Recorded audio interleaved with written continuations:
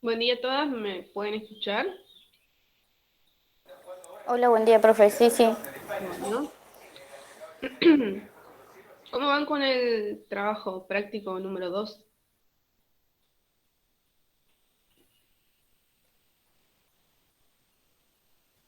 O si tienen alguna duda con respecto a alguna consigna.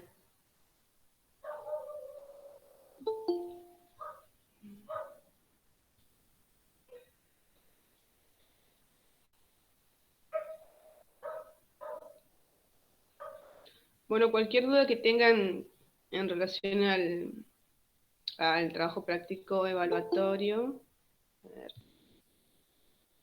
em, reitero, cualquier duda que tengan con respecto al trabajo práctico número 2, me pueden consultar, no tengo problema. Por ahí la que puede llegar a dificultar es la de armar el cuadro sinóptico, digamos.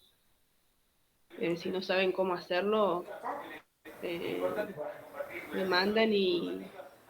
Sí, por eso le quería consultar, por el cuadro. Ah, bueno. Generalmente se hace con flechas, con las ideas principales de lo que es el PAE. Así ustedes tienen como un resumen ya armado de lo que sería el proceso de atención de enfermería, ¿no? Principalmente en pocas palabras, por ejemplo, colocar proceso de atención de enfermería, abajo, esperen que... Bueno, para la compañera que recién ingresó, estamos hablando del cuadro sinóptico, que es una de las últimas actividades que ustedes deben hacer para el trabajo evaluatorio, digamos.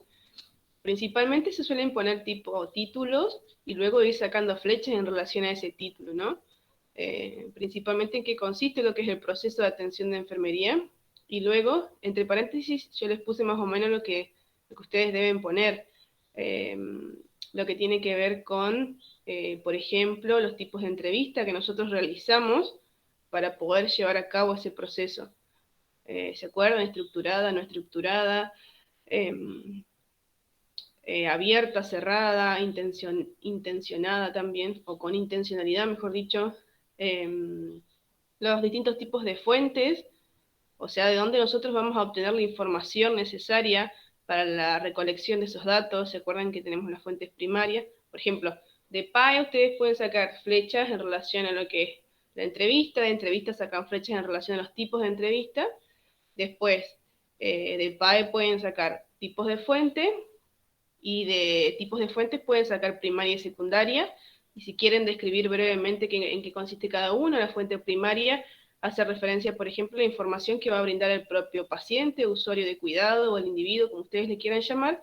La fuente secundaria hace referencia a, por ejemplo, información que nos brindan otros profesionales de la salud, familiares propios del paciente o amistades también también información que nos brindan otros exámenes complementarios, análisis de laboratorio, hemograma, orina, etc.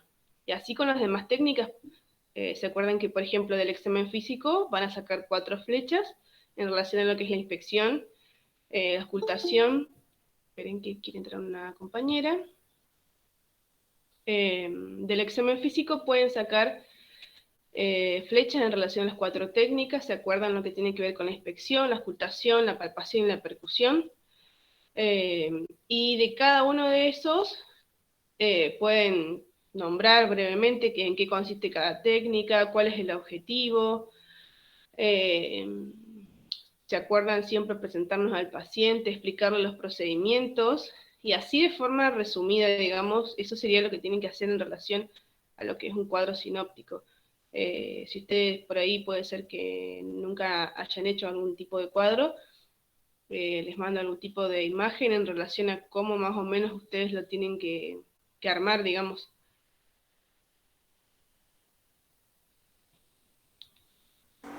Yo vi algunos ejemplos en internet. ¿Puede ser que lo pueda sacar de ahí? Sí, sí, sí, no hay problema. Mientras no Genial. se haga muy extenso, digamos, un cuadro sinóptico ustedes lo utilizan después para estudiar, digamos, para lo que sería el parcial o el examen, como ustedes quieran llamar, que todavía no tenemos fecha definida de eso. El objetivo, digamos, es que ustedes me puedan describir con palabras sencillas, digamos, qué es el proceso, digamos, de atención de enfermería. Eso. Y también de forma resumida, digamos, lo que tiene que ver con el examen físico y las técnicas, que ahora vamos a dar lo que es la primera necesidad, que sería la necesidad de respirar normalmente, y vamos a abarcar lo que es el sistema respiratorio y los sonidos, digamos, que tienen que ver con este sistema, en relación a lo que es la auscultación, principalmente, que por ahí son un poco complicados de poder diferenciar un sonido con otro. Eh, Vamos a esperar unos minutos más, a ver por si entra otra compañera o compañero. Mm.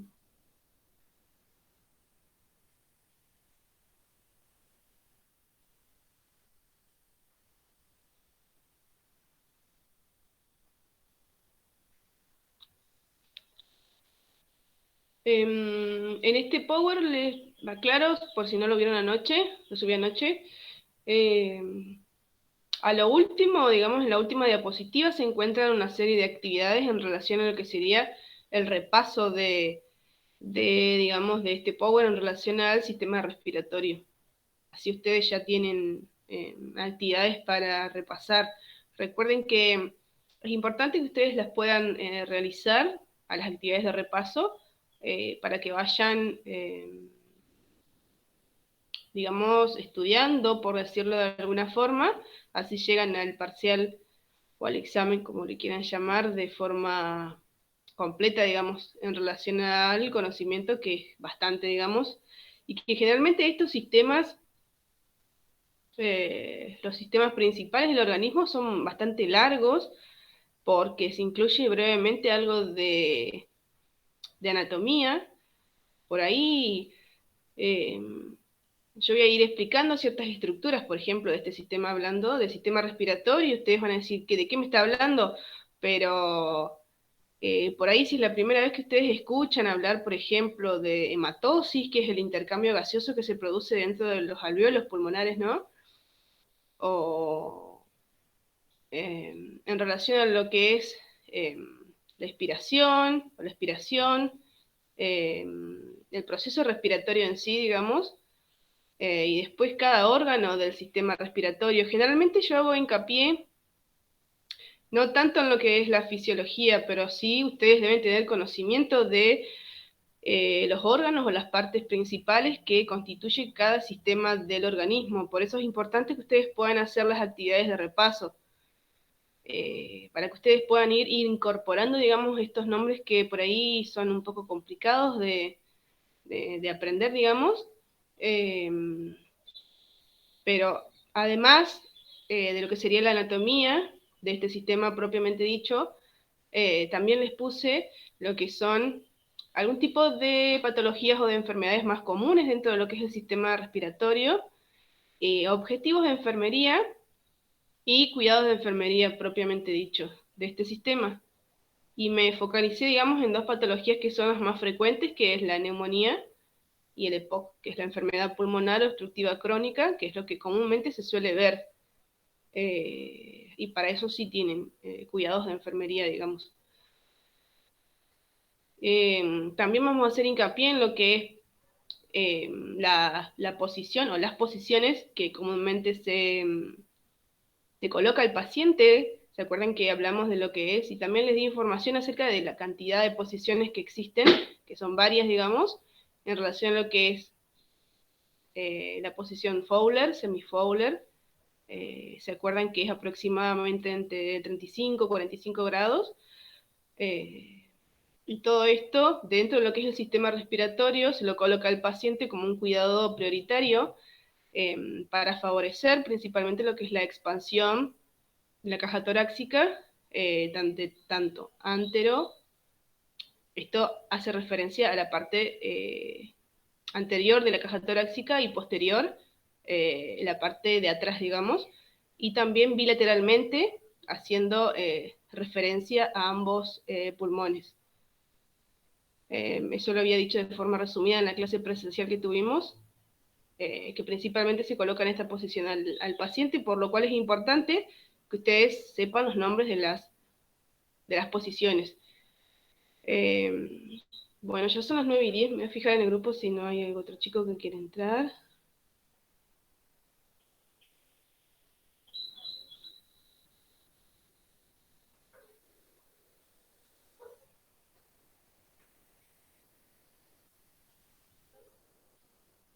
Bueno. Bueno, es bastante largo, digamos, este Power tiene unas 34 diapositivas, pero me voy a focalizar principalmente en lo que es objetivos de enfermería y cuidados de enfermería, que eso está más o menos a la mitad y en la finalización del Power. Así que lo voy a empezar a presentar.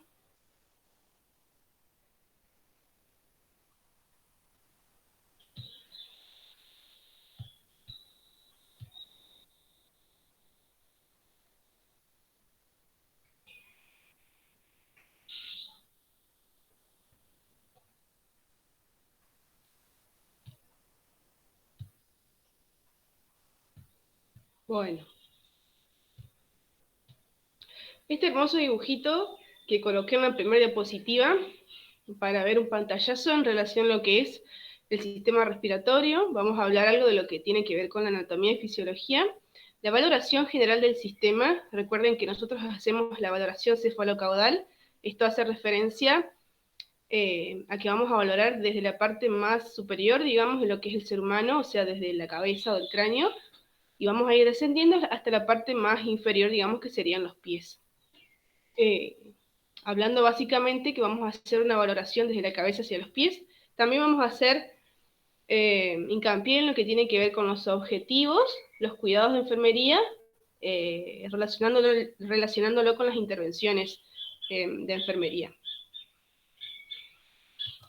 Bueno, de forma resumida, hacemos referencia a que el sistema respiratorio es el encargado de captar lo que sería el oxígeno del aire, ¿no? del medio ambiente, y de eliminar lo que sería el dióxido de carbono, que se va a producir durante la respiración. Acá les coloqué un dibujo en relación a lo que es las partes del sistema respiratorio, haciendo referencia a lo que es la faringe, la laringe, la tráquea. La tráquea luego se va a bifurcar, digamos, en lo que es bronquio izquierdo, bronquio derecho. A su vez los bronquios se van a ir ramificando en estructuras más pequeñas, denominados los bronquiolos, digamos, y finalmente esa estructura termina en lo que serían los alvéolos pulmonares, que es en donde se realiza, perdón, lo cambié, donde se realiza el intercambio gaseoso. Al lado de la imagen de la estructura del sistema respiratorio tenemos una imagen más aumentada, lo que sería el saco alveolar, que si ustedes buscan en bibliografía, el saco alveolar hace referencia o se lo asemeja, digamos, a lo que sería como un racimo de uvas. En esa imagen tenemos lo que es tanto la arteria como la vena pulmonar y el bronquiolo terminal. Y tenemos estructuras que son los capilares pulmonares. Tienen una coloración azul y una coloración más roja, y esto hace referencia a cuál es rico en oxígeno y cuál tiene una escasa cantidad o transporta una escasa cantidad de oxígeno. De forma resumida también, los órganos que forman parte del sistema respiratorio. Tenemos las fosas nasales, la faringe, la laringe, la tráquea, los bronquios y los pulmones. Recuerden que el pulmón derecho tiene o presenta 3 lóbulos, y el izquierdo, digamos, el pulmón izquierdo presenta solamente 2. Presenta solamente 2 debido a que del lado izquierdo se encuentra lo que es la estructura que, digamos, que se denomina corazón. Por eso solamente presenta 2 lóbulos. Cada lóbulo pulmonar presenta centenares de lóbulos secundarios o lobulillos. Lobulillos hace referencia a una estructura más pequeña. Después, hablando de lo que son los bronquios, cuando ingresan a lo que son los pulmones, estos se van a ir ramificando en estructuras más pequeñas que son los bronquiolos, que se vuelven a ramificar a su vez, entrando cada uno en un lobulillo, donde al ramificarse de nuevo forman los capilares bronquiales, que van a terminar o acabar en los sáculos pulmonares, las paredes de los cuales presentan expansiones globosas, y estas se denominan alveolos pulmonares. La mayor parte de la superficie interna de las vías respiratorias presentan células productoras de mucosidad. Acá hace referencia a lo que es el moco. También más adelante vamos a ver que al moco lo vamos a denominar esputo, es la terminología, digamos, con la cual se utiliza para llamar a lo que es el moco. Se trata de una sustancia muy viscosa, donde quedan adheridas las partículas que lleva el aire y que presenta sustancias antibacterianas y antivíricas. Además, las fosas nasales, junto con la tráquea, los bronquios y los bronquiolos, presentan unas estructuras que son como unos pelitos, digamos, que se denominan las células ciliadas. Y la función, digamos, de estos pelitos va a ser movilizar esa mucosidad, digamos, hacia la faringe, donde por deglución pasa al esófago. Acá dentro de lo que es el sistema respiratorio también vamos a nombrar órganos del sistema digestivo. Les coloqué, digamos, una imagen en relación al sistema respiratorio. Por ahí coloqué órganos que también constituyen lo que es el sistema digestivo. Por ejemplo, lo que es la boca, la lengua. Después, bueno, para ir nombrándolos de a uno, tenemos lo que son los orificios nasales, o las narinas, como ustedes le quieran llamar, las fosas nasales. Después tenemos lo que es la faringe, la boca, la lengua, la epiglotis, que después la vamos a definir dónde se encuentra y qué finalidad tiene. Lo que es la laringe, las cuerdas vocales, el cartílago tiroides, el esófago, la tráquea, los pulmones propiamente dichos, la arteria, la vena pulmonar, los músculos intercostales, las costillas, que son 12 de cada lado, 24 en total. Estas se van a clasificar en verdaderas, en falsas y en flotantes. También lo vamos a describir más próximamente. Después tenemos las pleuras. Las pleuras son membranas, digamos, que recubren a lo que es, o tapizan, mejor dicho, lo que es la víscera, digamos, y a la cavidad propiamente dicha. Por eso se clasifica en visceral y parietal. Luego tenemos lo que es la cavidad torácica propiamente dicha, que está conformada por la estructura ósea, digamos, ¿no? En la parte anterior tenemos lo que es el esternón, tenemos lo que son las costillas, y también forma parte de la caja torácica las clavículas, y en la parte posterior tenemos lo que es la estructura, digamos, el eje del cuerpo, que sería la columna vertebral. Los bronquios, los bronquiolos, la cavidad del corazón. En la imagen se puede ver cómo solamente presenta dos lóbulos, lo que es el pulmón izquierdo, por la posición en la cual se encuentra el corazón, y finalmente lo que es el diafragma, que está más abajo, que este es un músculo que permite lo que es la relajación y la contracción del mismo. O sea, se relaja y se contrae, ya sea en lo que es la inspiración o la expiración. Luego, en las próximas diapositivas les describí de forma muy breve perdón, cada órgano, digamos, desde el 1 hacia el 22. Bueno, en relación a los orificios nasales, son dos orificios que van a comunicar lo que es la parte exterior con las ventanas nasales, en el interior de los cuales presenta lo que son los cilios, ¿no? Estos pelitos que les hablé anteriormente, que la finalidad o la función va a ser filtrar el aire, y además posee glándulas secretoras de moco, que van a retener lo que es el polvo que va a ingresar desde el exterior y humedecen el aire. En relación al número 2, tenemos lo que son las fosas nasales, que son dos amplias cavidades situadas sobre la cavidad bucal. En su interior presentan unos repliegues, que se van a denominar los cornetes, que van a frenar el paso del aire, favoreciendo así la humidificación y el calentamiento. Luego tenemos lo que es la faringe, que es un conducto de unos 14 centímetros que permite la comunicación entre las fosas nasales, la cavidad bucal, el oído medio, a través de las trompas de Eustaquio, la laringe y el esófago. En relación a la boca, permite la entrada de aire, pero sin el filtrado de polvo, digamos, y la humidificación que sí presentan lo que son las fosas nasales. La lengua, este órgano, presiona el alimento, acá hace referencia a lo que es el sistema digestivo, contra el paladar, para de esta forma, lo que va a permitir es que ingrese el alimento. Luego tenemos lo que es la epiglotis, que es como una lengüeta, digamos, hace referencia a una lámina de tejido, que cuando, por ejemplo, nosotros estamos comiendo, digamos, el producto de lo que sería la masticación y la salivación se denomina bolo alimenticio. ¿Y qué pasa con este órgano, con la epiglotis? Se va a cerrar, como que cierra su acceso y va a impedir que ese bolo alimenticio, que esos alimentos que nosotros estamos deglutiendo, puedan ingresar a lo que sería el sistema digestivo y evitar que el paso hacia la tráquea, digamos. Luego tenemos lo que es la laringe, que es un conducto corto, digamos, y en este está contenido lo que son las cuerdas vocales. Las cuerdas vocales, propiamente dicho, son dos repliegues musculares y fibrosos que se encuentran en el interior de la laringe, digamos, del punto número 7. El espacio que hay entre ellas se va a denominar glotis y da paso a lo que sería la tráquea y constituye el órgano fonador de los humanos, así que esto ténganlo en cuenta. Que constituye el órgano de la fonación, lo que nos permite emitir palabras, digamos. En relación al número 9, que es el cartílago tiroides, es el primer cartílago de la tráquea.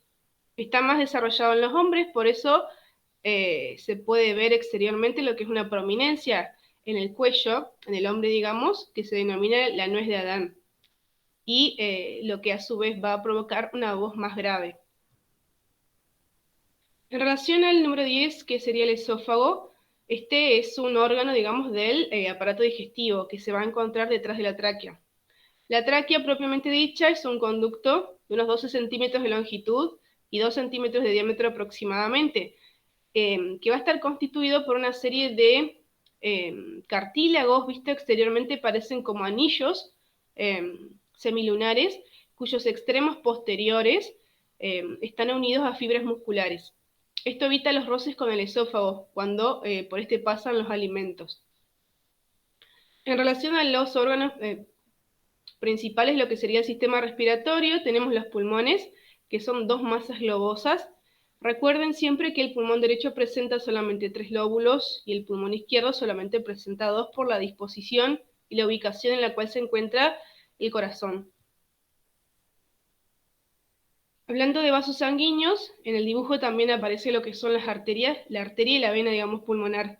La arteria pulmonar contiene sangre que es pobre en oxígeno, pero sí es rica en dióxido de carbono, que se mueve desde lo que sería el corazón hacia los pulmones. En cambio, la vena pulmonar contiene sangre rica en oxígeno y pobre en dióxido de carbono, y que se mueve, digamos, desde los pulmones hacia el corazón. Si ustedes al momento de estudiarlo, tengan en cuenta que es un proceso, digamos, por ejemplo, si en la arteria tenemos que va a contener sangre que es pobre en oxígeno, en la vena va a contener sangre rica en oxígeno, y así, digamos, en contraposición con cada estructura. Una es rica en oxígeno y la otra es pobre. Y así también con el dióxido de carbono. Una es rica en dióxido de carbono y otra es pobre en dióxido de carbono. Después también, otra de las estructuras que es importante tener en cuenta dentro de este sistema son los músculos intercostales externos, que son los que van a elevar o levantar las costillas para aumentar el volumen de la cavidad torácica al momento de la respiración, y así producir lo que es el proceso, digamos, de el ingreso de aire, que sería la inspiración. Acá les coloqué los que les dije anteriormente en relación a las costillas, que son huesos alargados en forma de semiarco que conectan las vértebras torácicas con el esternón. Son 12 de cada lado, 24 en total. Estas se las clasifica, digamos, de acuerdo a si se unen o no, o mediante, si se unen mediante un cartílago con lo que sería el esternón. Por ejemplo, las primeras 7 costillas se denominan verdaderas porque mediante un cartílago van a llegar directamente al esternón. Luego de esas 7 tenemos 3 falsas, y cuyo ese cartílago se unen a la de la séptima costilla, es decir, que no se unen de forma directa con el esternón, por eso se lo llama, digamos, o se las llama, mejor dicho, falsas. Y finalmente las 2 flotantes, cuyos cartílagos no llegan al esternón, por eso se van a denominar flotantes. Después, en relación a las pleuras, son 2 membranas que van a rodear a los pulmones. El espacio que hay entre ellas se denomina, o está lleno, digamos, de líquido pleural. La finalidad de esto, del líquido, digamos, es evitar el roce entre los pulmones y las costillas. Después tenemos lo que es la cavidad torácica propiamente dicha, que es la cavidad que está formada tanto por las costillas, el esternón, las clavículas, y en forma posterior por la columna vertebral, donde se van a alojar lo que son los órganos de la respiración, o sea, los pulmones. Ingresando a lo que serían los pulmones, tenemos lo que son los bronquios, que son 2 conductos en los que se va a bifurcar la tráquea. Luego comienzan a tomar un diámetro más pequeño, y estos hacen referencia o se denominan lo que son los bronquiolos, que son las ramificaciones de los bronquios. Las últimas ramificaciones van a originar capilares bronquiales, que van a finalizar en los sáculos pulmonares, que son los que contienen a los alvéolos, que son cavidades con numerosas expansiones globosas, estas expansiones globosas, digamos, que nombramos anteriormente, que hacen referencia a que si los ves en algún dibujo, digamos, se asemeja a lo que es un racimo de uvas, y estos se van a denominar alvéolos pulmonares, y es en donde se realiza lo que es el intercambio gaseoso, o sea, la hematosis. Y un dato de color, digamos, considerando los 2 pulmones, hay aproximadamente unos 500 millones de alvéolos pulmonares. Luego nombra lo que es la cavidad cardíaca, que es una concavidad en el pulmón izquierdo en la que se aloja el corazón. Recuerden que por eso el pulmón izquierdo presenta solamente 2 lóbulos. Luego tenemos lo que es el diafragma, que es, digamos, una membrana muscular que durante la inspiración desciende, y a través de lo cual va a permitir la dilatación pulmonar. Y luego, durante lo que sería la expiración, asciende, favoreciendo lo que es el vaciado del aire de los pulmones. Finaliza lo que tiene que ver con cada parte o estructura del dibujo que vimos primeramente. Por ejemplo, de esto que es la respiración externa o ventilación, lo que me gustaría, digamos, que ustedes tengan, o que sepan, mejor dicho, es que la respiración externa, o sea, que hace referencia a lo que es la ventilación, que está formado, que constituye tres etapas. Lo que es la inspiración, acá lo describe más anatómicamente hablando, digamos, eh, y hace referencia a lo que es la presencia de los músculos intercostales externos, que ya los habíamos nombrado anteriormente, que qué es lo que pasa, se van a contraer, y al contraerse va a elevar, digamos, o va a subir lo que son las costillas en conjunto con el esternón, y el diafragma en la inspiración va a descender. Y todo esto favorece lo que es el aumento de la capacidad de la caja torácica, provocando que los pulmones se dilaten, y así va a entrar aire, digamos, del medio ambiente que es rico en oxígeno. Después habla de lo que es el intercambio gaseoso, que es lo que hablamos anteriormente en relación a lo que es la hematosis, y acá se referencia a que el aire que es rico en oxígeno, digamos, va a llegar o va a ingresar a lo que son los alvéolos pulmonares, donde se realiza el intercambio propiamente dicho. Las paredes de estos alvéolos son muy finas, o sea que son permeables al ingreso y al egreso de oxígeno y de dióxido de carbono.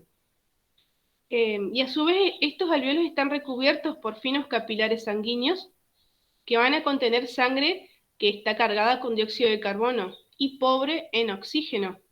A su vez, el dióxido de carbono va a pasar por el interior de esos pequeños sáculos, digamos, de esos pequeños alvéolos, y el oxígeno va a ingresar a lo que es el torrente sanguíneo, en donde, digamos, se encuentran los capilares sanguíneos propiamente dichos. Y finalmente lo que es la expiración, acá volvemos a nombrar lo que son los músculos intercostales, que acá van a relajarse, van a descender, digamos, las costillas en conjunto con el esternón. Y el diafragma, si en la inspiración descendía, en la expiración va a ascender, va a aumentar su tamaño, digamos. Todo ello disminuye la capacidad de la caja torácica, y esto lo que va a provocar es que los músculos, que el pulmón, perdón, se contraiga, y por lo tanto va a salir o va a egresar, digamos, aire rico en dióxido de carbono. Por ahí esto es medio complicado al principio de entender, pero si ustedes lo asocian en contraposición, por ejemplo, en la inspiración, ¿qué va a pasar? Va a descender el diafragma, ¿no? Y en la expiración va a ascender. Si lo toman desde ese punto, digamos, en contraposición cada cosa, digamos, igual que, por ejemplo, tanto en la arteria como en la vena pulmonar, cuál transporta sangre rica en oxígeno y cuál sangre, digamos, pobre en dióxido de carbono. Son dos estructuras que van en contraposición. Si una es rica en cierto componente, digamos, la otra estructura va a estar empobrecida. Y lo mismo pasa con la inspiración y la expiración. En la inspiración el diafragma desciende y en la expiración el diafragma asciende. Así lo pueden estudiar, digamos, de una forma como más sencilla, porque si no, por ahí se puede complicar, y más con muchos nombres que por ahí son nuevos para ustedes y que se dificulta, digamos. Acá un pequeño dibujo en relación a la inspiración y a la expiración. Por ahí con dibujos, si ustedes a medida que los van estudiando, digamos, uno se suele acordar más. Por ejemplo, tenemos en lo que es la inspiración, tenemos un dibujo en el cual ingresa lo que es el aire hacia lo que es la estructura, los bronquios, los bronquiolos, y los sáculos pulmonares o los alvéolos pulmonares, y en la inspiración hay menos presión. ¿Y esto qué va a favorecer? A que el diafragma descienda, como en las imágenes. Y en la expiración tenemos una mayor presión dentro de lo que son estas estructuras, los bronquios, los bronquiolos y los alvéolos pulmonares. ¿Y qué va a favorecer esto? A que el diafragma ascienda. En conclusión, en la inspiración el diafragma desciende debido a la menor presión que se produce en la inspiración, y en la expiración el diafragma asciende debido a la mayor presión que se ejerce en estas estructuras. Acá tenemos una vista de costado, digamos, de cuando aumenta el tamaño de la caja torácica en la inspiración y desciende el diafragma, y en la expiración disminuye el tamaño de la caja torácica y asciende lo que sería el diafragma. Este proceso, que es el intercambio gaseoso, se caracteriza por distintos tipos eh, digamos, de procesos. Por ahí están muy anatómicos los que les puse, pero es importante que ustedes tengan en cuenta, digamos, este proceso dentro de lo que es la respiración, o el intercambio gaseoso, mejor dicho.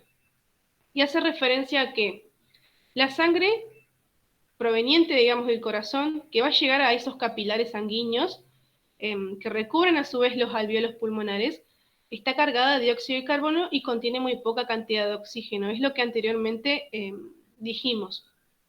Después, a los alvéolos pulmonares va a llegar aire procedente del exterior, ¿no? Del medio ambiente, y va a ser rico en oxígeno.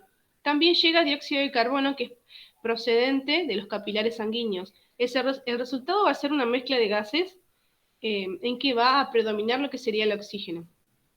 Y después esto, hablando más anatómicamente, hace referencia a la distancia que hay entre los distintos gases que se encuentran dentro de los pulmones y que están contenidos en el interior de los alvéolos, y los gases contenidos en el interior de los capilares sanguíneos, que es muy pequeña y hace referencia a diámetros que es 0,6 micras, digamos, y las paredes que los separan son permeables a ellos.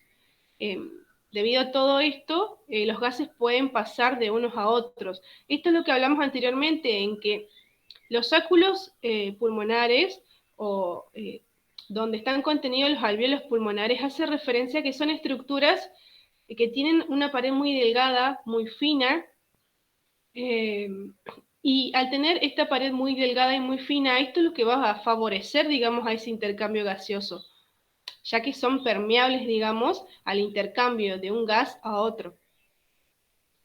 Después, la sangre que va a salir de esos capilares sanguíneos que recubren a los alvéolos pulmonares hacia el corazón es rica en oxígeno y muy pobre en dióxido de carbono, haciendo referencia a lo anteriormente nombrado. Esto sería como un resumen de lo que hablamos anteriormente de la hematosis. Acá otro dibujito en la cual se ve lo que es la tráquea, que se bifurcan, tenemos en los bronquios, y después tenemos el pulmón, los bronquiolos, que son las estructuras más pequeñas a medida que van ramificándose, y en una imagen más aumentada de lo que sería el sáculo pulmonar, que es esto que lo hablamos anteriormente, que visto exteriormente parecen como un racimo de uvas, en los cuales están contenidos los alvéolos pulmonares, que son estructuras más pequeñas. Recuerden que los alvéolos pulmonares presentan lo que es una estructura que es más fina, que es más delgada, y esto va a permitir el ingreso y el egreso de los distintos gases que hablamos anteriormente, tanto del oxígeno como del dióxido de carbono. O sea, la pared de estas estructuras permite lo que es ese intercambio gaseoso. También dentro de lo que son los alvéolos pulmonares, en la imagen se ven estructuras sanguíneas, digamos, una es de color rojo y la otra es de color azul. Que sean de estos dos colores hace referencia a lo que sería que una es la sangre, digamos, que contiene o que está disminuido su valor de oxígeno y que es rica en dióxido de carbono, la que sería de color azul, y la que es de color rojo es sangre pobre en dióxido de carbono, pero a su vez es rica en oxígeno. Por eso lo diferencia en dos colores, digamos. Y acá es donde se realiza lo que es el intercambio gaseoso a nivel alveolar.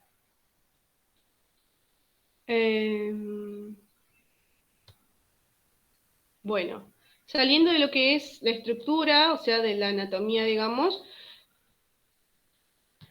del sistema respiratorio. De forma muy resumida les coloqué algunas de las patologías más frecuentes del mismo, o lo que comúnmente se suele ver. Tenemos principalmente lo que es la insuficiencia respiratoria, Esto hace referencia a la disminución de la capacidad pulmonar de la persona para el objetivo, digamos, que sería el intercambio de esos gases. O sea, hay una disminución de la capacidad pulmonar en la hematosis. Y esta puede ser una de las causas de la insuficiencia renal es el consumo de tabaco, ¿no? Que es ese componente que se denomina alquitrán, que se encuentra en el tabaco propiamente dicho, y esto hace referencia a que se vaya acumulando esta sustancia dentro de estas estructuras pulmonares, favoreciendo lo que es la insuficiencia respiratoria. A su vez, también la insuficiencia respiratoria puede estar provocada por asma y por distintos tipos de infecciones. Luego tenemos otras de las patologías más frecuentes, que es el asma bronquial, que es la contracción repentina de los músculos bronquiales, generalmente debido a una reacción alérgica. Provoca una sensación de ahogo muy desagradable, que luego vamos a ver los sonidos respiratorios que principalmente en una persona asmática favorece lo que son las sibilancias, dentro de lo que es la auscultación. Luego tenemos el edema de pulmón, que es la infiltración de líquido, principalmente es un líquido seroso, que invade lo que es el interior de ambos pulmones, y esto va a provocar a su vez lo que es una insuficiencia respiratoria, o sea, va a provocar lo que es la disminución de la capacidad pulmonar para realizar el intercambio gaseoso, la hematosis. Tenemos un infarto de pulmón, que este es un dolor muy fuerte en el pecho provocado por una embolia gaseosa. ¿Qué es una embolia? Es cuando un coágulo migra y obstruye un vaso, y a su vez este vaso, la finalidad que tenía era aportar sangre a los tejidos pulmonares. Ese coágulo va a obstruir, digamos, el paso de lo que sería el contenido circulatorio, ¿no?, de la sangre, y va a impedir el aporte correcto de oxígeno, digamos, a los tejidos pulmonares, favoreciendo a lo que es el infarto de pulmón. Luego tenemos las enfermedades infecciosas, que se dividen en víricas y bacterianas. No me adentré mucho en esto, pero para que ustedes tengan conocimiento, tenemos las víricas, que es producida por un virus, principalmente lo que se ve comúnmente hoy en día, en lo que sería esta estación del año, digamos, en invierno, los resfriados y la gripe. Y las bacterianas, esta se va a denominar de acuerdo al tramo o a la estructura que se ve afectada. Por ejemplo, faringitis, recuerden, todo lo que termina en itis hace referencia a lo que es la inflamación de ese órgano o tejido. Faringitis hace referencia a la inflamación de la faringe. Laringitis hace referencia a la inflamación de la laringe. Bronquitis es la inflamación de los bronquios. Pleuritis también, recuerden que lo vimos anteriormente, las pleuras, que son esas membranas, digamos, que recubre la víscera propiamente dicha, y que a su vez también recubre lo que es la cavidad en la cual se encuentran los pulmones. Por eso es visceral y parietal. También puede haber una inflamación de la pleura. Y neumonía, que es una de las patologías más frecuentes, que las vamos a desarrollar a continuación. También lo que se ve bastante, digamos, en el hospital es la tuberculosis, que esta es una infección producida por el vacío de Koch, que da lugar a la formación de cavernas en los pulmones. Esta es una condición que se ve de forma muy frecuente, digamos, y que a su vez esta condición es altamente contagiosa, digamos, por lo que el profesional debe ingresar a la habitación con distintos tipos de elementos de bioseguridad para evitar el contagio propiamente dicho. Bueno, ahora vamos a empezar a describir lo que es neumonía y después EPOC, y a su vez lo que son los objetivos de enfermería dentro de estas condiciones o patologías, y los cuidados de enfermería o las intervenciones también. De forma muy resumida, y creo que se logra entender mejor, digamos, ¿qué es la neumonía? La neumonía es una inflamación y consolidación del parénquima pulmonar. Hablando de anatomía y fisiología, el parénquima pulmonar, o sea, cuando ustedes ven lo que es la palabra parénquima, que comúnmente se suele leer, digamos, en los libros de anatomía y fisiología, el parénquima hace referencia a lo que es el tejido propiamente dicho de ese órgano. Por eso acá habla de lo que es el parénquima pulmonar, el tejido propiamente dicho de lo que sería el pulmón.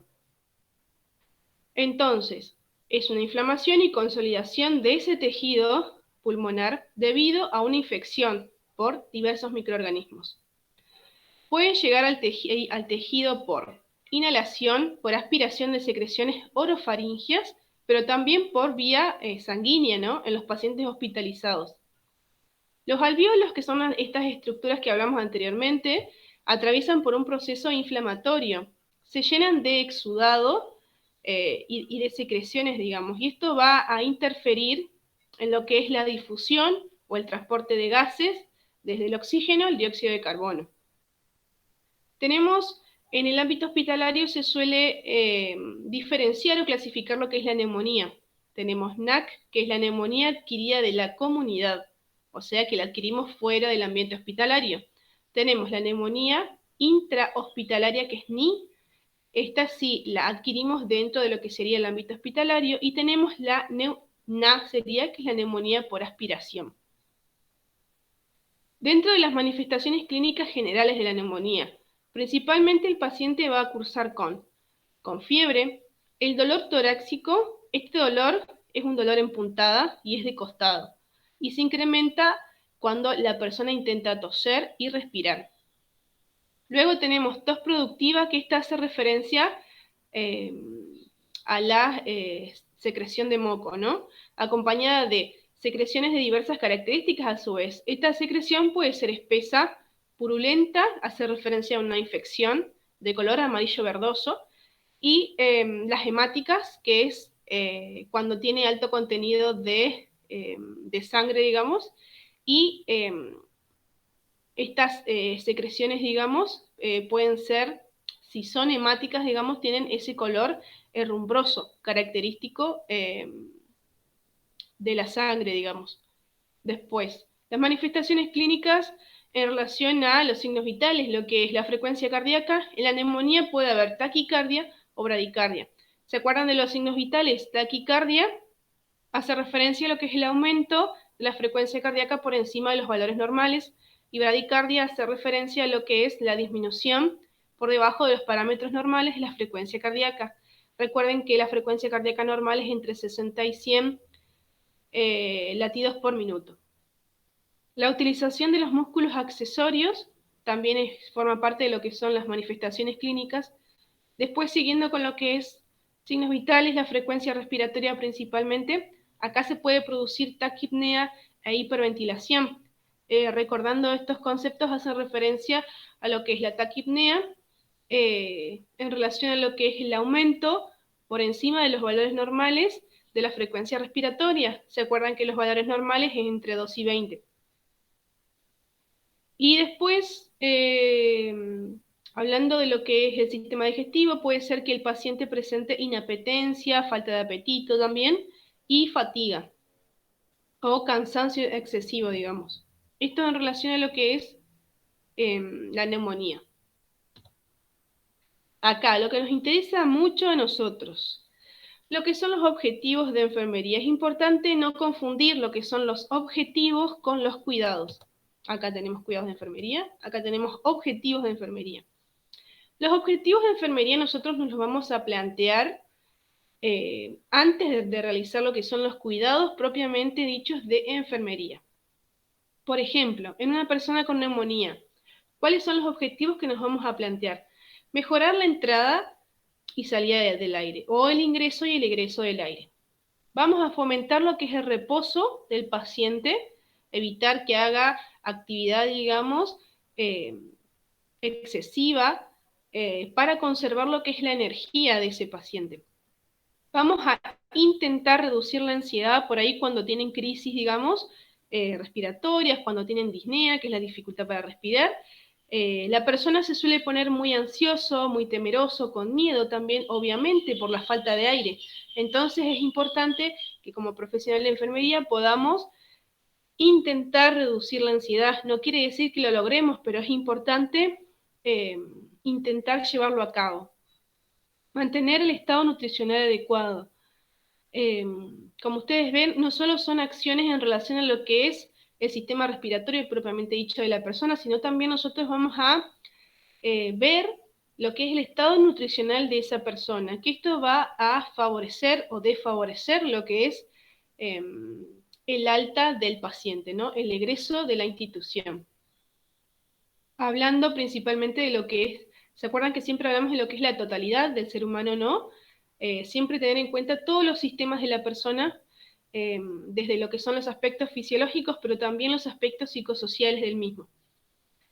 Después, detectar y controlar las complicaciones, favorecer la independencia en actividades diarias. Esto hace referencia a lo que es la autonomía del paciente en las actividades diarias que él realiza, mejorar el nivel de tolerancia a la actividad física, alentar a la ingesta de líquidos, esto también es importante, y la educación para el alta.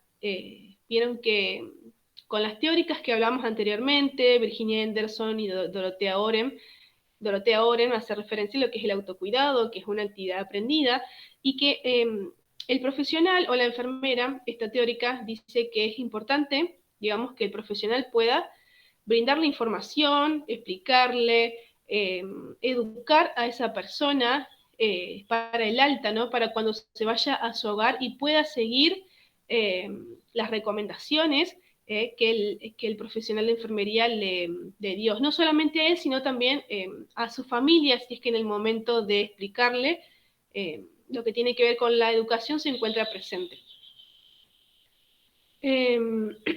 Y por ahí siempre recuerden que en los momentos de internación siempre se supone lo que es una crisis en lo que es el paciente, y por ahí las recomendaciones o la educación que nosotros quisimos darle, por ahí el paciente está tan ansioso por irse que no nos va a escuchar, y por lo que es importante que si tiene algún familiar en ese momento, también esté presente, y así nosotros podemos brindarle toda la información necesaria para el hogar. Y vieron que siempre hablamos de lo que es el nivel educativo, de lo que es la integralidad del sujeto. Por ahí suele pasar que el paciente no nos entiende y se suelen dejar anotaciones, digamos, de forma breve para que tanto el paciente como el familiar pueda realizar, digamos, todas estas intervenciones, digamos, que el profesional le deja para que pueda regresar a su hogar y evitar lo que es la reinternación. Eso es importante también tenerlo en cuenta. Recuerden siempre lo que es la totalidad y la integralidad del paciente. Después, en relación a lo que es los cuidados de enfermería. Recuerden, objetivos y cuidados de enfermería no son lo mismo. En objetivos nosotros nos vamos a plantear qué es lo que queremos hacer para con ese paciente. En relación a los cuidados de enfermería, son las intervenciones propiamente dichas que realiza enfermería para llevar a cabo esos objetivos. ¿Qué vamos a hacer nosotros primeramente? Lo que aprendimos en clases anteriores, que sería el lavado de manos social. Esto lo vamos a hacer antes y después de cada procedimiento. Recuerden que el lavado de manos social se realiza de 15 a 30 segundos aproximadamente con una solución jabonosa. La finalidad, digamos, del lavado social sería remover lo que es la flora transitoria, que es la flora transitoria, recordando, son todos aquellos microorganismos que nosotros vamos adquiriendo a medida que vamos teniendo contacto entre paciente y paciente, con distintas superficies rígidas, por ejemplo, y es importante que realicemos el lavado de manos social. Recuerden que el alcohol líquido o el alcohol en gel no reemplaza lo que es el lavado de manos social, así que ustedes recuerden, es importante pararnos 2 segundos, detenernos y observarnos lo que son las manos para poder visibilizar si tenemos las manos con suciedad o no, y es importante realizar lo que es el lavado de manos social, siempre. Y no reemplazarlo con lo que es con el lavado, digamos, con el alcohol en gel. Luego que nosotros realizamos este lavado de manos, vamos a vigilar con frecuencia lo que es el grado de disnea del paciente, ¿no?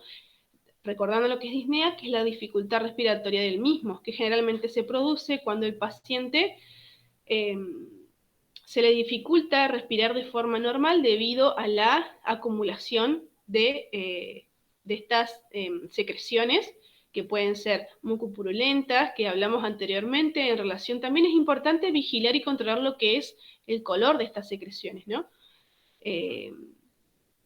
También vamos a administrar fármacos prescriptos y oxigenoterapia, todo esto según prescripción médica, ¿no? Después, vamos a mantener, es importante mantener la temperatura ambiental adecuada y evitar las temperaturas extremas, que no haya mucho calor, demasiado calor y que no haya demasiado frío, digamos. Después, mantener al paciente en posición Fowler, semi-Fowler o sentado, o también de acuerdo a la posición que adopte la persona, por ejemplo. En unas imágenes, a continuación, les coloqué un dibujo, digamos, en relación a esta posición. Acá está. Tenemos la posición Fowler y semi-Fowler. La posición Fowler, que es la que está abajo, hace referencia a que el paciente está aproximadamente a 45 grados. Y la posición semi-Fowler son unos grados menos, entre 30 grados aproximadamente. Y si no, de acuerdo a la posición que adopte la persona, vamos a colocar al mismo. ¿Se acuerdan que esta posición nosotros la vamos a realizar para favorecer lo que es el ingreso y el egreso de aire, para favorecer lo que es la expansión, la caja torácica, de forma antero-posteriormente y de forma bilateral, o sea, hacia ambos pulmones. Para eso nosotros realizamos lo que es esta posición. Y generalmente cuando nosotros realizamos esta posición o colocamos al paciente en esta posición, no se le dificulta tanto lo que es respirar de forma normalmente. Bueno, pasamos al EPOC. Voy a fijar la hora, las 10 van a ser. Bueno, el EPOC. Esta es otra patología o condición que se ve muy frecuentemente en el ámbito hospitalario. ¿Qué es el EPOC o qué significa esta sigla? Es la enfermedad pulmonar obstructiva crónica. Es un trastorno irreversible asociado a la disnea de esfuerzo y a la reducción del flujo de aire en los pulmones. Esto hace referencia a que es una obstrucción crónica del flujo expiratorio. Y dentro de las manifestaciones clínicas más persistentes tenemos lo que es la disnea, que hace referencia a la dificultad para respirar cuando la persona intenta realizar algún tipo de actividad diaria. Esto hace referencia a la disnea de esfuerzo. Y se reduce sustancialmente lo que es el flujo de aire en los pulmones. Abajo les puse principalmente y con mayúscula la obstrucción del flujo. Es de naturaleza crónica, por eso es irreversible. Generalmente se presenta en adultos mayores de 40 años. La causa principal de esto es haber fumado durante muchos años, durante su vida, digamos. Y hace referencia a que se produce la inflamación de los bronquiolos, que son estas estructuras más pequeñas que los bronquios. A medida que se va ramificando los bronquios, ¿se acuerdan? Tenemos lo que son los bronquiolos. Y además se caracteriza por el aumento sustancial de la producción de moco, de esa mucosidad, y también el edema o la inflamación de las mucosas en el interior. Los distintos tipos de formas del EPOC tenemos. Puede ser a través de una bronquitis crónica, que es la inflamación y el exceso de mucosidad, o un enfisema, que es cuando las membranas alveolares se encuentran dañadas. Las membranas alveolares que hablamos anteriormente, ¿se acuerdan? Dentro de la estructura del alveolo, digamos, presenta una membrana que es fina y delgada, y esta estructura va a favorecer a lo que es el transporte de oxígeno y de dióxido de carbono. Estas son las dos formas de EPOC. Los síntomas principales: tos con o sin flema, fatiga o cansancio, infecciones respiratorias muy seguidas, dificultad respiratoria que empeora con una actividad leve, dificultad para que ingrese el aire, para tomar aire, y las sibilancias, que son estos sonidos respiratorios que a continuación vamos a ver de qué se tratan. Acá tenemos lo importante de los cuidados de enfermería. ¿Cuáles van a ser? La educación sobre los distintos hábitos que presenta esa persona, así como también los medicamentos. Recuerden, en relación a los medicamentos que se le prescriben a la persona, siempre tener en cuenta lo que es el horario del mismo. También lo que es la dosis prescripta es importante. Si la persona cuenta con otros familiares, digamos, que puedan brindarle esta medicación de acuerdo a las necesidades del paciente, o por ejemplo si tiene algún tipo de cuidador o cuidadora domiciliaria, también es importante educar a ese cuidador sobre los hábitos y sobre la medicación que va a tener que ir tomando, digamos, la persona para evitar distintos tipos de complicaciones que se suelen presentar en esta patología. Otro de los cuidados, identificar signos de alarma. El signo de alarma más frecuente es la dificultad respiratoria, ¿no? Y si nosotros vemos la dificultad respiratoria, es importante poder colocar a la persona en esta posición, que la nombramos anteriormente, semi-Fowler o Fowler, o de acuerdo a la posición que adopte la persona. Otro de los cuidados también es evitar la exposición a factores que puedan empeorar los síntomas. Educar sobre una buena alimentación, lo que hablamos anteriormente con la neumonía, también se aplica a las distintas patologías del sistema respiratorio. ¿Por qué es importante educar sobre una buena alimentación? Porque no debe ser en abundancia, organizar la dieta en relación a la cantidad, la calidad y tiempos adecuados. Esto se realiza en conjunto con lo que es la nutricionista, en relación a lo que es una dieta sana y equilibrada. Educar a los pacientes que sean oxígeno dependientes también puede pasar. Estimular la tos, ¿para qué? Para movilizar esas secreciones bronquiales y facilitar su expectoración. También se suele trabajar en conjunto con lo que es los kinesiólogos en relación a distintos tipos de masajes que se realizan en la parte posterior de los pulmones o de la cavidad torácica propiamente dicha.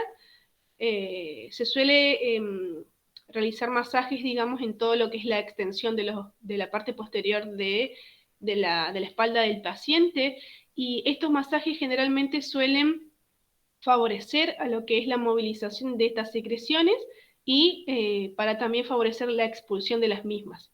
Acá hace referencia a movilizar las secreciones bronquiales y facilitar su expectoración, o sea que puedan salir, digamos.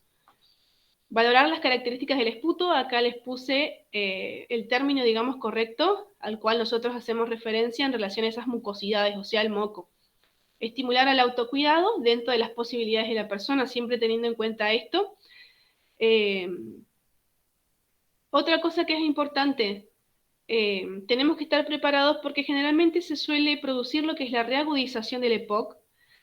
¿Y qué vamos a hacer en estos casos? Cuando se reagudiza esta condición, colocar al paciente en posición Fowler o semi-Fowler, oxigenoterapia según prescripción médica, realizar nebulizaciones. Las nebulizaciones se realizan principalmente para fluidificar las secreciones, ¿no? Y para favorecer lo que es la expectoración de las mismas, el control de signos vitales, que es muy importante también, no solamente lo que es la frecuencia respiratoria en este caso, sino también todos los signos vitales, desde lo que es la frecuencia cardíaca, desde lo que es la tensión arterial y la temperatura corporal también.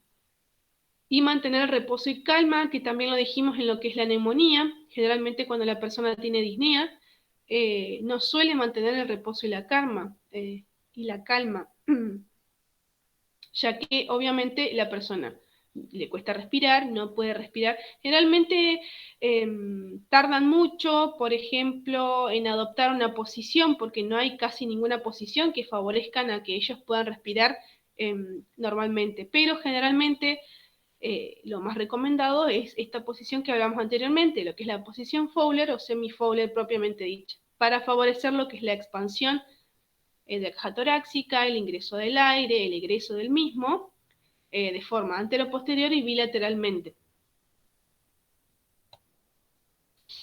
Esto lo quise dejar para lo último porque es lo que habíamos quedado que íbamos a hablar de cada sistema en relación a lo que es la valoración general. Como lo dije al principio de la clase, la valoración general nosotros lo vamos a hacer de forma cefalocaudal. Eso hace referencia a desde la parte más superior, o sea, desde lo que es la cabeza o el cráneo, y vamos a descender hasta la parte más inferior, que serían los pies. O sea, desde la cabeza hacia los pies. Y la valoración específica sería lo que es este sistema que nosotros estamos viendo actualmente, que sería el sistema respiratorio. ¿Qué vamos a valorar? El nivel de conciencia de la persona. Vamos a ver nivel de conciencia más específico cuando veamos sistema nervioso. Frecuencia respiratoria en relación a los signos vitales.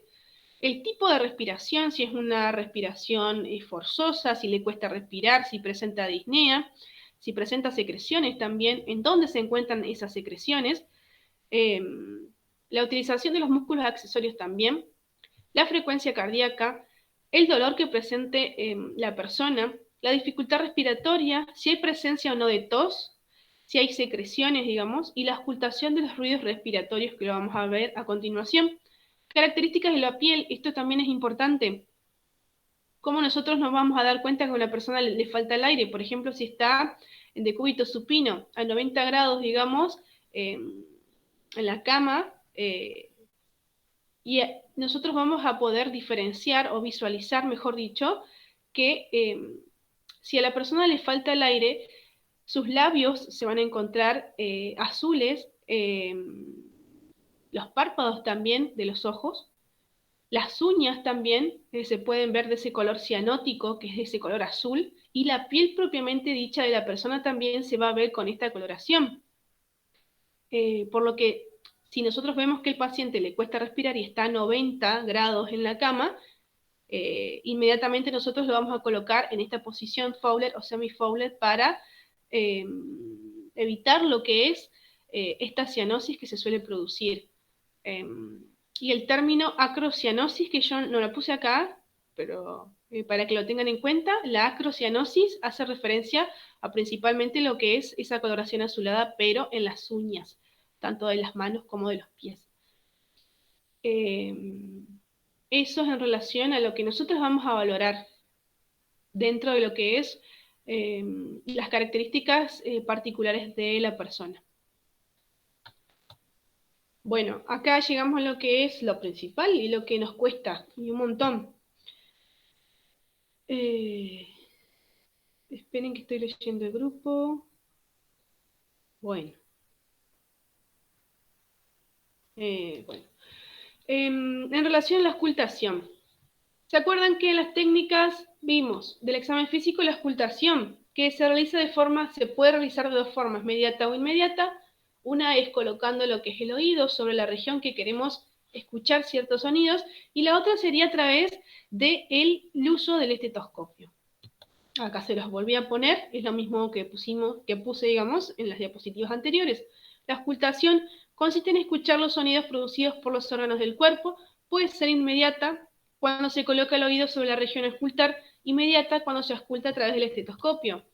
Les puse una imagen que es más aumentada en relación a dónde nosotros vamos a auscultar. Tenemos la parte anterior de la persona, que es la parte por delante, y la parte posterior, digamos, que es la parte de atrás. En la imagen se ve cómo se coloca el estetoscopio. Primeramente lo vamos a colocar en la parte anterior, en el vértice del pulmón, que es la parte más superior. Luego vamos a ir descendiendo por el lóbulo superior del pulmón derecho. Recuerden, el pulmón derecho presenta 3 lóbulos, lóbulo superior, medio e inferior. ¿Qué vamos a ocultar nosotros? El vértice, el lóbulo superior, el lóbulo medio y el lóbulo inferior, como en las imágenes. Y marcado con azul está el punto aproximado donde nosotros vamos a ocultar. Después, hablando posteriormente, en la imagen se ve a la persona de atrás, digamos, donde nosotros vamos a ocultar. Pero acá es en el pulmón izquierdo. Recuerden que el pulmón izquierdo presenta solamente 2 lóbulos, por ende vamos a ocultar lo que es el vértice del pulmón en la parte más superior, lo que es el lóbulo superior y lo que es el lóbulo inferior. En este caso, el pulmón izquierdo no presenta el lóbulo medio, digamos, porque recuerden que solamente presenta 2 lóbulos por la presencia de lo que es la estructura, que es el corazón de ese lado. Estos son los puntos donde nosotros vamos a auscultar, tanto en la parte anterior como en la parte posterior. Y ahora, ¿qué vamos a ocultar? ¿Qué sonidos vamos a ocultar? Acá tenemos lo más... Es complicado, digamos, al principio, pero una vez que vamos agarrándole la mano, digamos, se hace más fácil en relación a lo que es los distintos sonidos. Después, si llegamos a verlo, tengo un video en relación a estos tipos de sonidos, para que ustedes puedan escuchar y diferenciar cada uno. En relación a las sibilancias, que es el que comúnmente se ve en una persona asmática generalmente. ¿Qué son las sibilancias? Es un ruido respiratorio que se encuentra con mayor frecuencia en la expiración. Con mayor frecuencia en la expiración, lo que no quiere decir que no se encuentre en la inspiración también. Eso quiere decir que mayormente lo podemos encontrar en la expiración, pero a veces también lo podemos encontrar en la inspiración. ¿Cómo pueden ser estas sibilancias? ¿Monofónicas o polofónicas? ¿A qué hace referencia que es monofónica? Cuando representa la obstrucción de una sola vía aérea. ¿Y cuándo es polifónica? Cuando a la auscultación nosotros podemos encontrar esta obstrucción, digamos, en varias zonas del tórax. Así que recuerden, puede ser monofónica cuando solamente obstruye una sola vía y polifónica cuando está obstruyendo varias vías aéreas o varias zonas dentro de lo que sería el tórax. Las causas de las sibilancias, principalmente lo que es la bronquiolitis, que es una reacción bronquial inflamatoria, ¿no?, dentro de los bronquiolos. El asma, que es la contracción repentina de los músculos bronquiales. El EPOC, que es la enfermedad pulmonar obstructiva crónica, también puede ser por la presencia de cuerpos extraños, ¿no? La bronquitis aguda, que es la inflamación del revestimiento de los conductos bronquiales. Recuerden que nosotros hablamos de algo que es agudo, digamos, cuando su duración es más corta, digamos. Y hablamos de algo crónico cuando es de por vida, cuando dura más de 6 meses. Y otra de las causas puede ser una reacción alérgica, que generalmente suelen tener este tipo de sonidos, las sibilancias. Otro sonido que es característico, tenemos el roncus, como su nombre lo dice propiamente dicho, este ruido o este sonido hace referencia a lo que es como un tipo ronquido de la persona.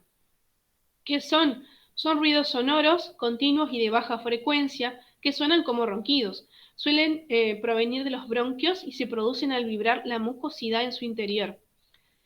¿Qué van a indicar? Obstrucción parcial de las vías aéreas por depósito de líquidos en alguna parte del árbol respiratorio y la existencia de inflamación de la pared. También se pueden producir por cuando hay acumulación de secreciones mucopurulentas también, en alguna vía aérea de gran calibre, por ejemplo, también moco, y cuando se produce algún broncoespasmo.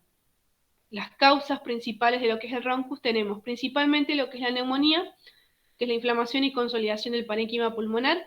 Recuerden que el parénquima hace referencia a lo que es el tejido propiamente dicho de ese órgano, y también a la bronquitis crónica, que es la inflamación del revestimiento de los conductos bronquiales. Recuerden que algo crónico hace referencia a que su duración es para toda la vida, digamos, y que hace referencia a una duración de más de 6 meses de la condición o la patología. Entonces vimos, dentro de los sonidos más comunes que se suelen ver, lo que son las sibilancias. Recuerden que pueden ser monofónicas o polifónicas, de acuerdo a si está obstruida solamente una vía o si están obstruidas más de una vía. Causas de esto, bronquiolitis, principalmente asma y EPOC. También tenemos cuerpos extraños, la bronquitis aguda y una reacción alérgica. Y el roncus, recuerden que se lo asocia a lo que es el nombre, hace referencia a los ronquidos propiamente que se suelen escuchar. Las causas del roncus, digamos, principalmente van a ser lo que es la neumonía y la bronquitis crónica. Y recuerden que algo crónico hace referencia a su duración, que es mayor de 6 meses, que es de por vida, digamos.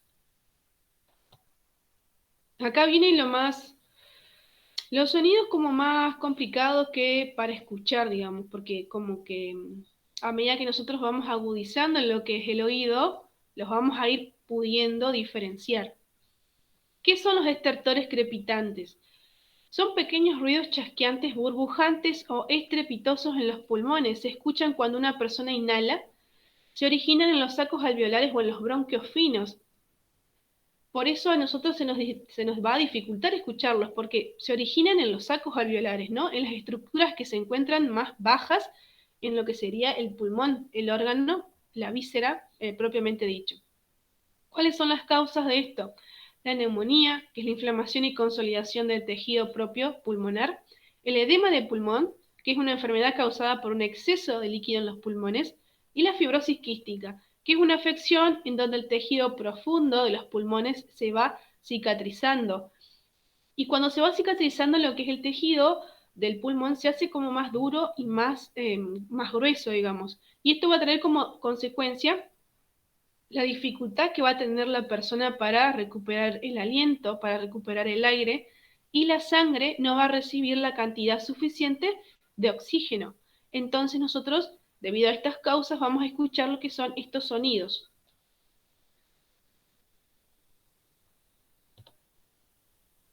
Otro sonido difícil de poder escucharlo es este, que es el estridor. Es un sonido respiratorio que es anormal, que es más chillón y musical, y es causado por un bloqueo en la garganta o la laringe.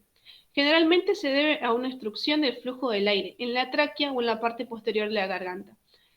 ¿Cuáles son las causas del estridor?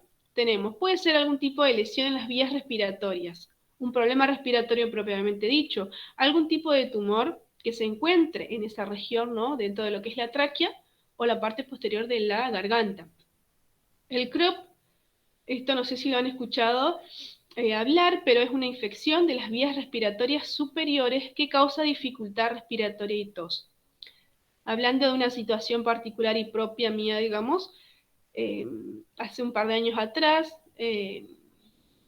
a nosotros, tanto a mi madre como a mí, digamos, nos había agarrado esto, digamos, esta condición, el CROP, digamos, en la cual fuimos a varios médicos por un diagnóstico, digamos, y no encontraban cuál era la causa específica de esto. Eh, hasta que fuimos a un médico en particular, digamos, y él nos dijo que podía hacer esto, pero que la causa, digamos, no se sabía cuál era, que podía ser desde una infección, digamos, en las vías aéreas superiores, digamos, se suele dividir, digamos, a lo que es el sistema respiratorio o a las vías aéreas en superior e inferior, digamos. Superior sería desde la tráquea hacia arriba, digamos, inferior sería desde la tráquea hacia abajo. Nosotros en este caso teníamos una infección de las vías respiratorias superiores, pero no nos sabían decir en qué parte específicamente se encontraba, digamos, esa infección. Y principalmente nos duró aproximadamente 2 semanas. A mi mamá le agarró más fuerte, digamos. Estuvo bastante complicada, pero con la administración de medicamentos y los cuidados necesarios, ella pudo salir de eso, digamos, y yo también. En mi caso, como yo era más chica, digamos, no me agarró tan fuerte como a ella, pero quería darles este ejemplo porque por ahí los diagnósticos suelen ser bastante complicados y no dan en la tecla, digamos, los médicos con este tipo de condiciones que son difíciles de localizar en dónde se produjo lo que es la infección de las vías aéreas, digamos. Y bueno, dentro de lo que nosotros sentíamos, principalmente era la dificultad respiratoria, ¿no? La disnea y tos productiva principalmente, pero en mi caso fue leve y en el caso de mi mamá fue como más grave, digamos. Otra de las causas de esto, del estridor, va a ser lo que es la epiglotitis. ¿Se acuerdan que vimos en una de las plaquitas anteriores lo que es la epiglotis? Que hace referencia a que es como una lengüeta, ¿no? Que es como un tejido, digamos, que se cierra cuando ingresa lo que es el bolo alimenticio, ¿no? Cuando los alimentos a través de la masticación y la insalivación pasan, digamos, por eh, ese conducto, digamos, la epiglotis se cierra, porque si no, esos alimentos van a pasar a lo que es las vías aéreas. Y entonces la epiglotitis es la inflamación de este órgano, ¿no? Principalmente se produce por una infección bacteriana de la epiglotis y de los tejidos circundantes, hace referencia a los tejidos que se encuentran alrededor de este órgano. Y otra de las causas del estridor es la colección de pus, que sería el absceso. El absceso propiamente dicho es una acumulación de pus en algún órgano o tejido propiamente dicho, que también puede causar este sonido de estridor. Así que dentro de los sonidos que por ahí se dificultan escuchar, teníamos a los estertores crepitantes, ¿no? Que principalmente esto, como se producen en los sacos alveolares, que es la parte más digamos que son estructuras como más pequeñas y se encuentran localizados en lo que sería la parte más inferior de este órgano, son más difíciles de encontrar. Y las causas, digamos, neumonía, edema de pulmón y la fibrosis pulmonar. Otro de los sonidos que es complicado de encontrar, que es el estridor, digamos, que generalmente se produce cuando hay una obstrucción del flujo de aire, ya sea en la tráquea o en la parte posterior de la garganta. Las causas principales, lesión de las vías respiratorias, problema respiratorio, un tumor, el CRAP, epiglotitis y un absceso, que recuerden que es la colección o la acumulación de pus en algún tipo de tejido o estructura. Dentro de lo que es la percusión en el sistema respiratorio, esto también lo hablamos en lo que es el examen físico. La percusión consiste en golpear metódicamente alguna región. ¿Por qué la vamos a golpear o en busca de qué? Para producir fenómenos acústicos, localizar una zona dolorosa y también investigar movimientos reflejos. En este caso nosotros lo vamos a realizar para producir fenómenos acústicos y localizar algún tipo de zona que tenga dolor la persona. La vibración producida al percutir nos refleja las características del contenido torácico en este sistema, digamos, hasta un plano de 4 a 6 centímetros de profundidad. ¿Qué es lo que nosotros, qué sonidos vamos a encontrar? Sonidos mate. Recuerden que un sonido mate se produce cuando hay una masa sólida o un órgano macizo. Y generalmente en lo que es la estructura respiratoria, digamos, nosotros deberíamos encontrar un sonido timpánico. Ese sonido, por ejemplo, de lo que es un pulmón lleno de aire, nosotros vamos a encontrar sonido timpánico. Vamos a encontrar sonido mate cuando haya algún tipo de secreciones, de tumor o algún tipo de masa normal dentro de los pulmones. Y acá les puse de vuelta lo que es la imagen de lo que fue la diapositiva anterior, cómo nosotros vamos a percutir en lo que es la parte posterior de la espalda de la persona de forma directa. Como ven en la imagen, el profesional con una de sus manos golpea metódicamente sobre las distintas regiones de la estructura posterior del sistema respiratorio. Y la percusión indirecta, en este caso, el profesional coloca una mano primeramente sobre la estructura de la persona y con la otra mano, con un dedo, a veces con dos, se suele golpear metódicamente sobre las falanges de ese dedo que está, que lo colocó anteriormente, digamos, el profesional. Esas son las formas de percutir. También tengan en cuenta, bueno, cuando veamos la clase presencial, esto es importante, que lo puedan releer, digamos, así lo realizamos, digamos. También les dejé algunas actividades ya de antemano, digamos, para que ustedes puedan realizar y para que puedan repasar lo que tiene que ver con todo este sistema. No sé qué hora es. No sé, se las leo rápidamente porque quiero ver si podemos escuchar el video con los sonidos que descargué. La número 1. ¿Cuál es la función del sistema respiratorio? La número 2. Nombrar los órganos que forman parte de este sistema. ¿A qué se denomina hematosis? Que es el intercambio gaseoso.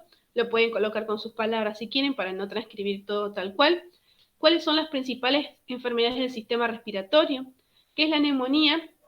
¿Cuáles son sus manifestaciones clínicas? Nombre y cuidados de enfermería. ¿Qué es el EPOC? ¿Cuáles son sus síntomas y nombre y cuidados de enfermería? La número 7, en la auscultación, ¿cuáles son los sonidos que podemos escuchar en el sistema respiratorio? Y la última, en la percusión, ¿cuáles son los sonidos que podemos obtener al realizar esta técnica en el sistema respiratorio? Estas son algunas de las actividades que les dejé, digamos, para que puedan repasar en relación a este sistema. Yo sé que es bastante largo, digamos, el sistema, pero bueno, cualquier duda que tengan me pueden consultar, digamos. A ver si encuentro el video que yo les quería mostrar.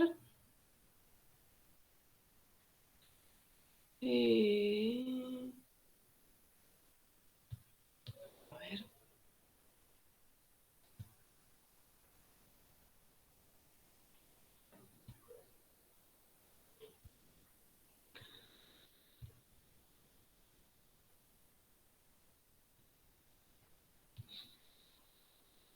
Si se logra escuchar, re bien. Si no, yo se los paso. No tengo problema. Así ustedes capaz que con los auriculares se pueden... Bluetooth mode. Se lo pueden escuchar mejor, digamos.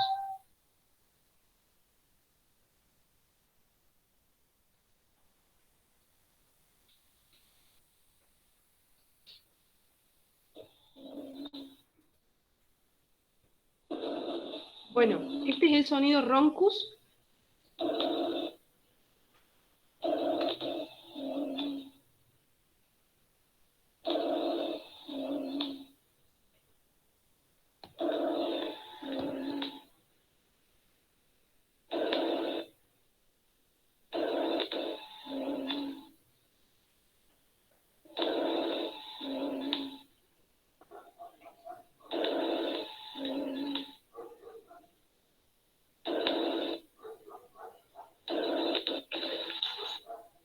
Estos serían los estertores crepitantes que hablamos anteriormente.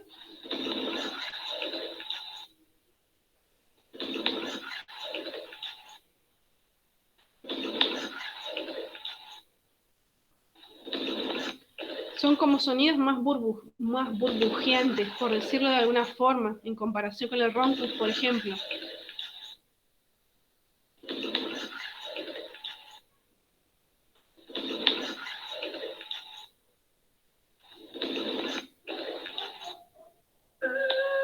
Este es el estridor.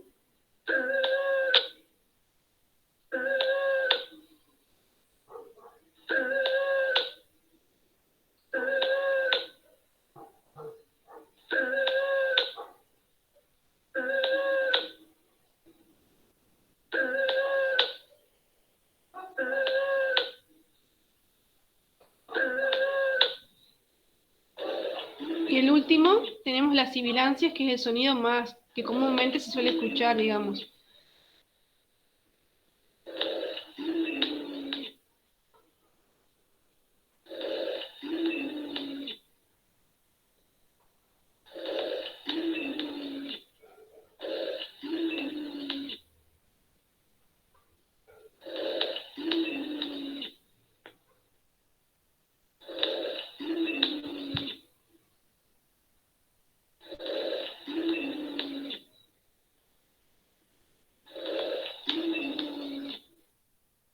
Bueno, ese sería el video que les quería mostrar. Después se los paso al grupo, digamos, no tengo problema. Si tal vez con los auriculares eh, lo pueden escuchar mejor, digamos.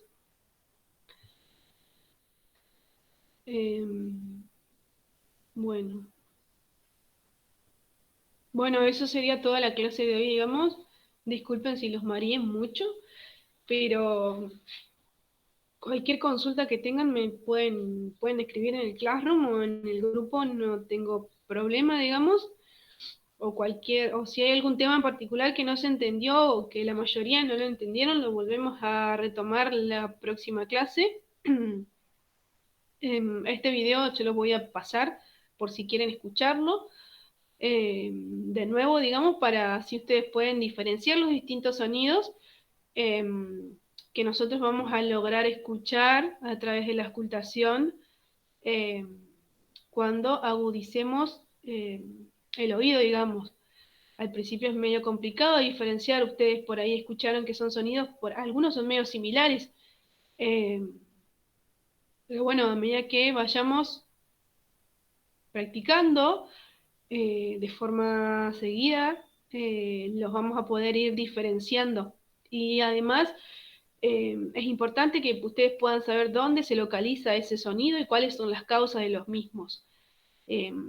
Digamos, eso es lo importante que ustedes tengan en cuenta. Y para eso es importante que ustedes puedan diferenciar las distintas partes del sistema respiratorio, los distintos lóbulos de ambos pulmones, digamos. Eh, y también es importante que ustedes sepan dónde colocar el estetoscopio en las distintas regiones. Por eso es importante, a su vez, que tengan en cuenta los lóbulos del pulmón derecho, lo que vamos a ocultar tanto en el vértice, en el lóbulo superior, en el medio y en el inferior. Y en el pulmón izquierdo, como no tiene el lóbulo medio, solamente vamos a ocultar tanto en el vértice como en el lóbulo superior y en el lóbulo inferior, porque solamente presenta dos lóbulos, recuerden, por la disposición o la ubicación en la cual se encuentra la estructura que es el corazón del mismo lado izquierdo.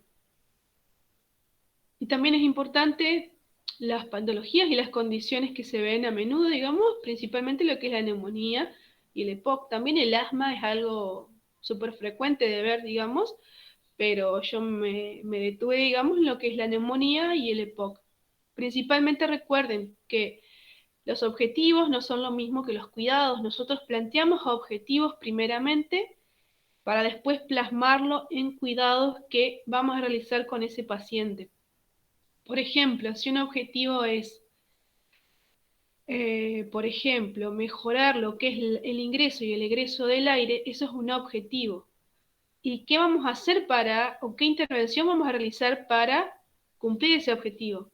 ¿No? Si la persona tiene disnea, ¿cuál va a ser el cuidado? Va a ser colocar a la persona en posición semifowler o Fowler o la posición que adopte mejor para respirar.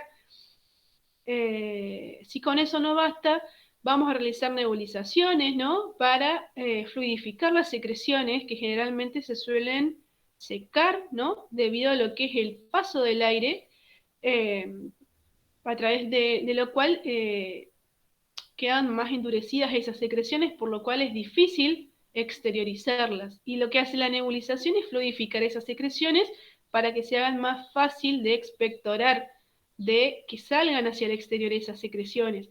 También es importante valorar lo que es la coloración de las mismas, ¿no?